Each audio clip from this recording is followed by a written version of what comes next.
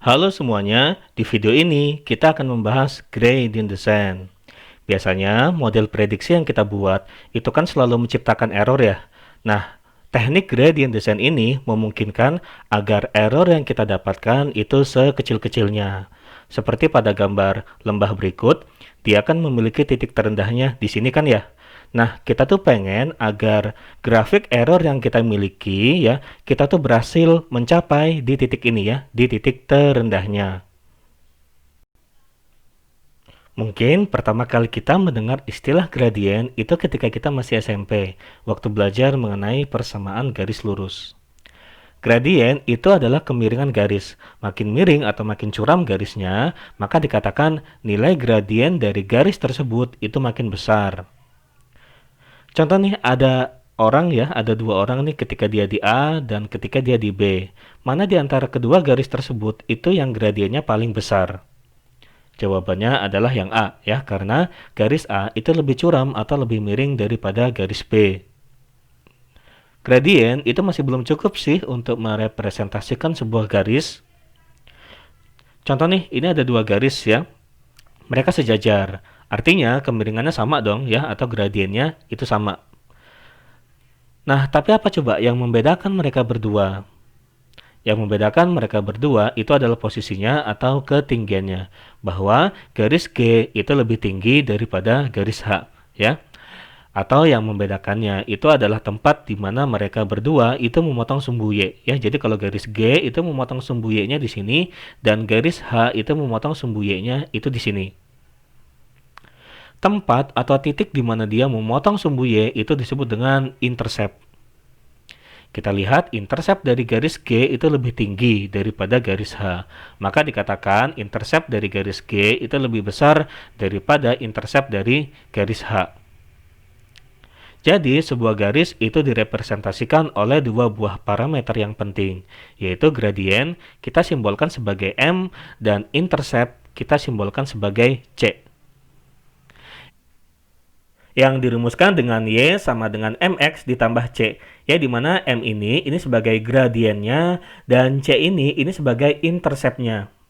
Masih ingat dulu waktu di SMP, kalau ada beberapa titik, kita bisa membuat garis untuk ngefit semua titik ini. Tetapi sekarang kita udah dewasa, kita mulai menyadari bahwa hidup ini sebegitu kompleksnya, ya. Kita tidak pernah menemukan kumpulan titik-titik yang semuanya itu dapat dilalui oleh suatu garis tampak seperti pada gambar berikut. Nah, inilah masalah yang akan kita bahas di video kali ini, yaitu bagaimana menemukan garis terbaik untuk ngefit titik-titik tersebut dengan menggunakan algoritma atau teknik yang dinamakan gradient descent. Sebelumnya kita akan kenalan dulu nih sama yang namanya error atau galat. Misalkan nih ya, kamu menyimpan uang di kantong kamu sebesar 10.000.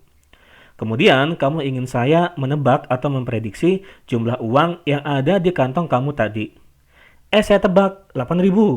Nah, berarti saya salah dong atau error dong.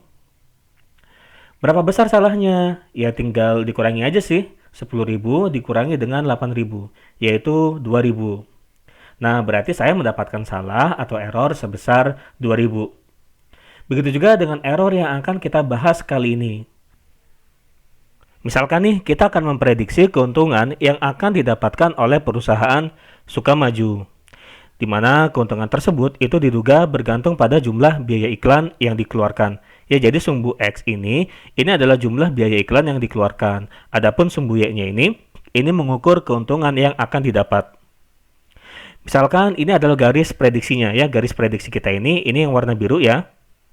Ketika biaya iklannya itu $100, perusahaan tersebut itu mampu meraih untung sebesar $1.000.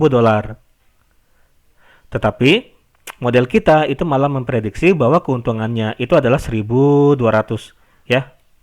Berarti kita mendapatkan error dong, dan errornya itu adalah 1.200 ya dikurangi dengan 1.000. Ya, jadi tinggal dikurangin aja yang diprediksi itu dikurangi dengan kenyataannya ya, atau kalau dibalik juga boleh, nggak apa-apa. Tapi biasanya error yang didapatkan itu dikuadratkan sih. Ya kalau nggak mau dikuadratin juga nggak apa-apa. Tapi dengan mengkuadratkan kan errornya jadi lebih besar tuh. Nah, dengan begitu kan kita jadi lebih aware dengan errornya. Jadi 200 yang tadi kita dapatkan itu kita kuadratin aja ya. 200 dikuadratkan itu hasilnya adalah 40.000. Nah, begitu juga sama untuk yang jika biaya iklannya 150, model atau garis prediksi kita itu mengira bahwa keuntungan yang didapat itu adalah 1.400 ya, padahal keuntungan yang didapatkan perusahaannya itu adalah 1.500. Dapat error lagi kan sebesar 100 ya, tinggal dikurangi aja. Kemudian sama dikuadratkan seperti tadi ya, jadi 100 dikuadratkan hasilnya 10.000. Nah, lakukan hal yang sama untuk jika biaya iklannya itu ini 200. Kemudian kita total error yang kita dapatkan tadi ya, yaitu error yang pertama yang tadi kita kuadratin kan segini ya, 40.000. Kemudian dijumlah dengan error yang kedua dikuadratkan. Kemudian dijumlah dengan error yang ketiga dikuadratkan, kita dapatkan hasilnya itu adalah 112.500. Nah, inilah total error yang kita dapatkan. Kalau bahasa statistiknya itu disebut dengan sum square error ya, atau SSE.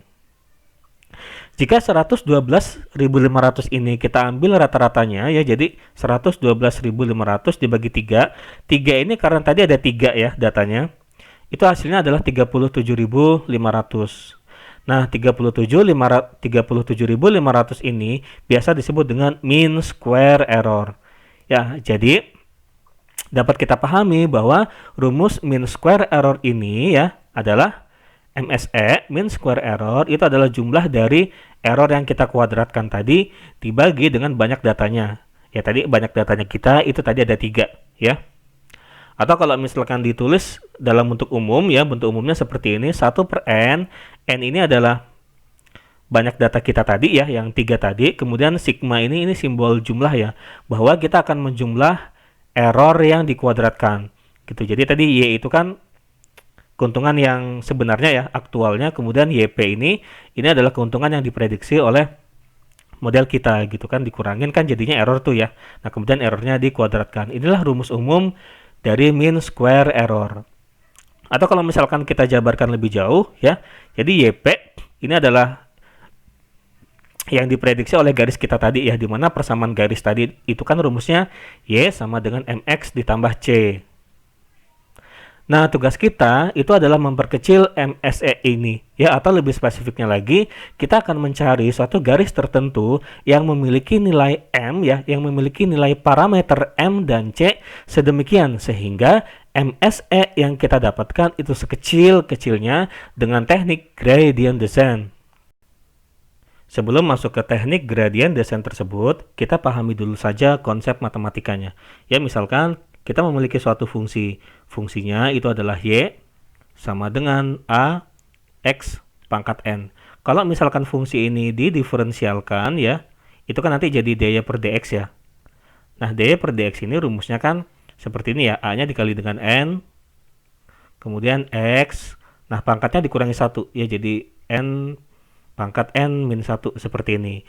Kalau misalkan fungsinya itu seperti ini ya, Y sama dengan A. Nah, kali ini bukan X ya, kali ini fungsi tersendiri gitu ya, jadi F seperti itu, kemudian pangkat N seperti ini ya. Nah, maka nanti hasil diferensialnya dy per dx itu sama dengan, mirip sih, N F pangkat N min 1 kemudian dikali dengan turunan dari fungsi F tadi ya, seperti ini.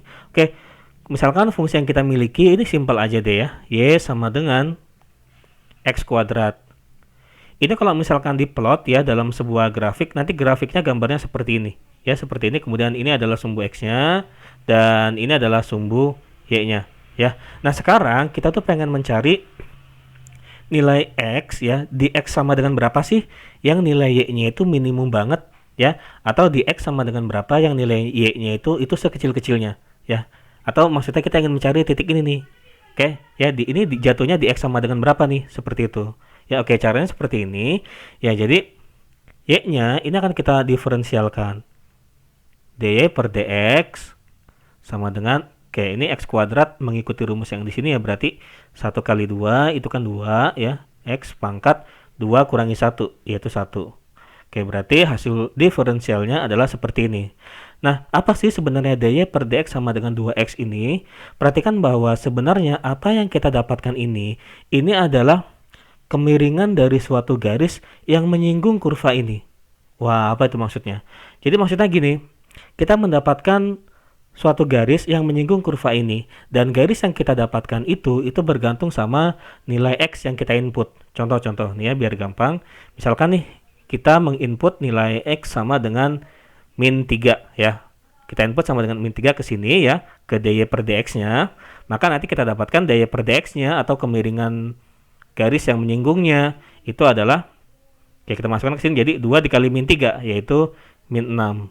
Nah, apa itu maksudnya? X sama dengan min 3, kita dapatkan dy per dx-nya sama dengan min 6. Maksudnya itu adalah seperti ini. Di X sama dengan min 3, oke, min 3 taruhlah di sini ya. Di X sama dengan min 3.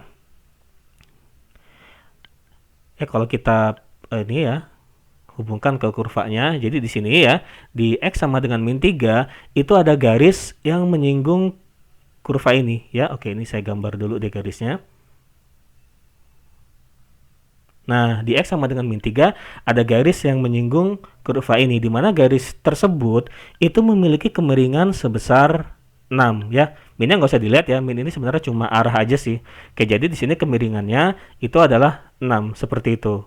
Kemudian kalau misalkan kita input X-nya sama dengan min 2 ya ke dy per dx-nya, maka akan kita dapatkan dy per dx-nya atau kemiringannya itu adalah 2 dikali min 2, yaitu min 4. Nah, artinya di X sama dengan min 2 ya. Oke, min 2 kita kira-kira aja sih. Kita kira-kira misalkan min 2 tuh di sebelah sini ya. Oke, jadi di sini ada garis yang menyinggung. Nah, di mana garis yang menyinggung ini dia memiliki kemiringan sebesar 4 ya. Seperti itu. Nah, sekarang pertanyaannya gini. Terus gimana cara agar kita sampai di goal ya, sampai di titik terendahnya ini? Oke, caranya adalah kemiringan yang kita dapatkan tadi ya, yaitu dy per dx ini ya, ini akan kita buat sama dengan 0. Loh, kok kenapa sama dengan 0? Perhatikan bahwa di sini goalnya ini ya, di titik terendahnya ini kemiringan garis yang kita gambar ini bakal datar ya. Kalau datar berarti dia nggak punya kemiringan dong. Nah, atau kemiringannya itu sama dengan 0, seperti itu ya. Makanya di sini kita tulis dy per dx-nya itu sama dengan 0. Oke, berarti tadi dy per dx-nya kan 2x ya. Jadi 2x sama dengan 0. Maka x sama dengan 0 dibagi 2, yaitu 0 ya. Nah, ternyata di x sama dengan 0 lah bakal terjadi nilai y yang sekecil-kecilnya ya, atau kita tulis seperti ini deh. Di X sama dengan 0 menyebabkan nilai Y-nya itu minimum. Tapi cara untuk mendapatkan nilai X yang ngebuat Y-nya itu menjadi kecil sekali dengan cara seperti ini ya, dengan cara dy per dx sama dengan 0 seperti ini terbatas sih. Dia itu cuma bisa kalau misalkan dy per dx-nya itu simple ya. Kalau kita lihat ini dy per dx-nya ini simple sih, cuma 2x ya, sehingga mudah bagi kita untuk mendapatkan nilai x-nya. Kalau misalkan bentuk dy per dx-nya itu lumayan ribet ya, kompleks seperti itu, sehingga sulit bagi kita untuk mendapatkan nilai x-nya, maka cara ini udah nggak lagi dipakai ya. Lalu yang akan kita gunakan itu adalah cara atau teknik gradient descent. Akhirnya kita sampai pada tujuan dari video ini. Jadi teknik gradient descent itu seperti ini. Kita akan mendesain, desain di sini maksudnya akan menurunkan ya, akan menurunkan secara perlahan-lahan kemiringan yang kita miliki. Jadi gini nih, misalkan kita lagi berada di X sama dengan min 2 ya. Nah, kemiringan yang kita miliki itu kan 4 ya, atau min 4 nih ya, yang garis ini. Nah, kita tuh akan menurunkan atau mengupdate kemiringan yang sama dengan 4 ini itu secara perlahan-lahan. Nah, caranya itu seperti ini. Ya, jadi si min 4 ini akan kita kali dengan satu bilangan tertentu. Biasanya bilangannya itu diambil yang kecil ya. Oke, contohnya misalkan kita ambil 0,1 aja ya. Oke, untuk berikutnya nanti saya akan kasih tahu kenapa kok ini 0,1 ya. Sementara diikutin dulu aja. Oke, 0,1 dikali min 4 itu kan hasilnya min 0,4. Apa yang kita dapatkan ini, min 0,4 ini dinamakan besar update-annya ya. Oke, ini adalah besar update. gitu. Setelah kita mendapatkan besar update-nya, maka nanti si X-nya ini akan kita update. Ya, jadi X yang terbaru kita tulis di sini X aksen ini sama dengan X yang lama dikurangi dengan besar update-annya. Ya, kalau tadi besar update-annya kan min 0,4 ya, atau kita tulis lagi aja deh. 0,1 dikali min 4 ya. Oke, kalau misalkan kita hitung X-nya itu kan min 2. Oke, ini jadi berapa nih? Plus ya. 0,4. Ini kalau dihitung berapa sih? Ini min 1,6 ya kalau nggak salah. Oke, nah berarti X yang baru itu adalah min 1,6. Min 1,6 itu kira-kira dianggap aja kira-kira di sini ya. Ini min 1,6 di sebelah sini. Nah, nanti di min 1,6 ini, nah nanti garisnya itu kan kemiringannya beda lagi ya. Beda, kemiringannya jadi lebih menurun lagi gitu. Jadi lebih landai lah gitu ya. Nah, proses ini kita lakukan lagi ya. Oke, jadi nanti X yang baru lagi itu sama dengan X yang baru aja diupdate dikurangi dengan 0,1 tadi ya. Kemudian dikali dengan, kalau tadi kan min 4. Nah, kalau sekarang kemiringannya bukan min 4 nih. Kalau sekarang kemiringannya kita hitung dengan cara yang sama seperti tadi ya. Sama seperti tadi kita mendapatkan min 4 dari mana? Dari sini kan ya, kita masukin X sama dengan min 2-nya ke 2X ini. Ya, jadi min 2 dikali 2 hasilnya min 4. Nah, ini juga sama.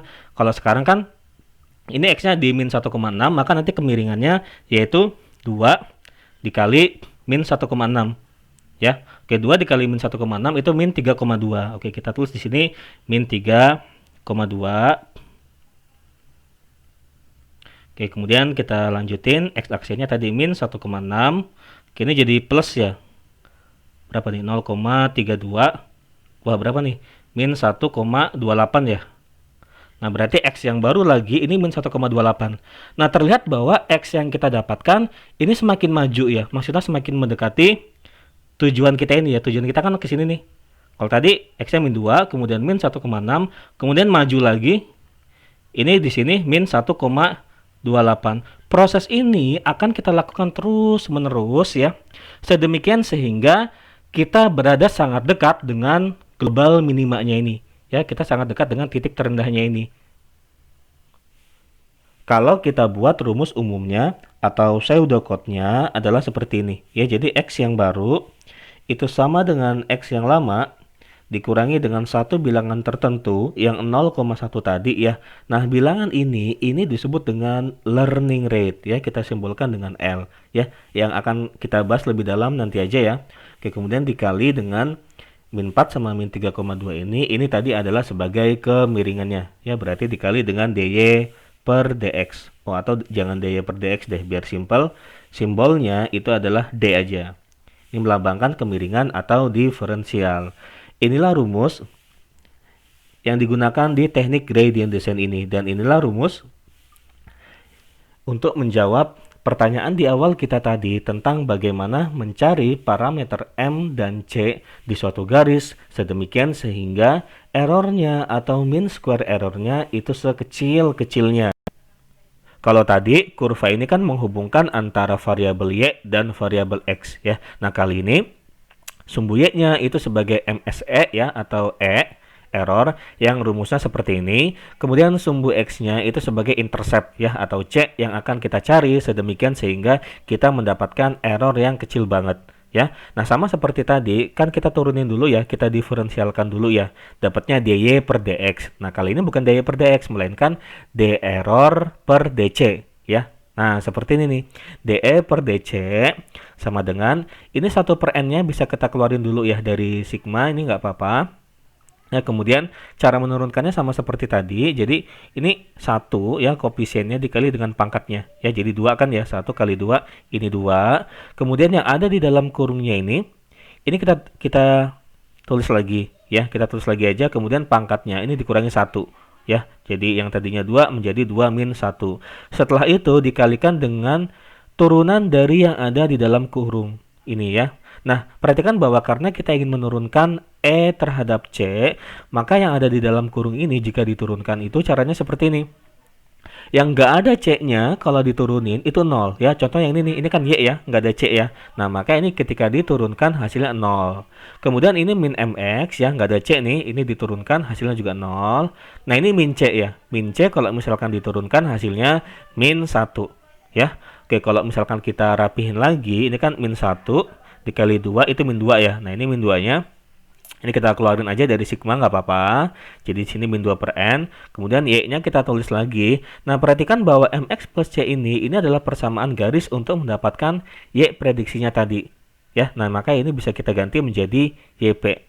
Oke, inilah kemiringan garis singgung yang kita dapatkan di setiap kurva ini. Ya, oke, kita udah dapat kemiringan garis singgungnya. Maka nanti c-nya kita update ya. Dengan rumus yang sama seperti tadi, C yang terupdate ya, C yang baru sama dengan C yang lama dikurangi dengan learning rate dikali dengan kemiringannya ini ya. Oke, kemudian beralih ke sini ya. Kalau tadi kan sumbu X-nya C, nah sekarang sumbu X-nya ini parameter M ya. Oke. Nah, ini kita turunkan ya terhadap M, DE per DM sama dengan, nah ini sama seperti tadi ya.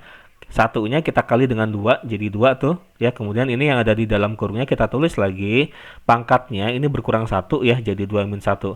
Nah, kali ini kita kan ingin menurunkan E terhadap M ya. Nah, caranya sama seperti tadi. Yang nggak ada M-nya kalau misalkan diturunin itu jadi 0. Contoh kayak ini kan Y ya, bukan M ya. Kayak diturunkan ini jadi 0. Kemudian ini min MX, nah ini ada M-nya nih. Min MX diturunkan itu diturunkan terhadap M ya. Ketika diturunkan hasilnya min X. Kemudian ini C nggak ada M ya, diturunkan 0 ya. Nah, maka hasil turunan dari yang ada di dalam kurung ini itu min X ya. Oke, kemudian kita rapihkan lagi. Duanya kita keluarkan saja karena dia konstanta, maka di sini min 2 per n ya. Kemudian X-nya kita pindahin ke sini aja, ke depan aja ya. Oke, inilah kemiringan garis singgung untuk kurva MSE-nya ini ya. Kemudian nanti parameter M-nya akan kita update ya dengan cara yang sama seperti tadi. M yang terbaru sama dengan M yang lama dikurangi dengan learning rate dikali dengan kemiringan ini ya. Nah, inilah rumus yang digunakan di teknik gradient descent ini. Tentu saja nanti dalam prakteknya kita tidak menghitung secara manual ya, karena kan pasti X-nya atau data yang kita miliki ini ada banyak banget ya. Nah, karena itu kita akan mengeksekusi rumus ini itu dengan menggunakan bahasa pemrograman Python. Karena itu, di video berikutnya, di video setelah ini, kita akan mengimplementasikan teknik gradient descent ini untuk memecahkan masalah di kehidupan nyata dengan menggunakan bahasa pemrograman Python. Ya, kita juga akan bahas tentang learning rate yang tadi nggak sempat kebahas ya. Sampai jumpa di video berikutnya.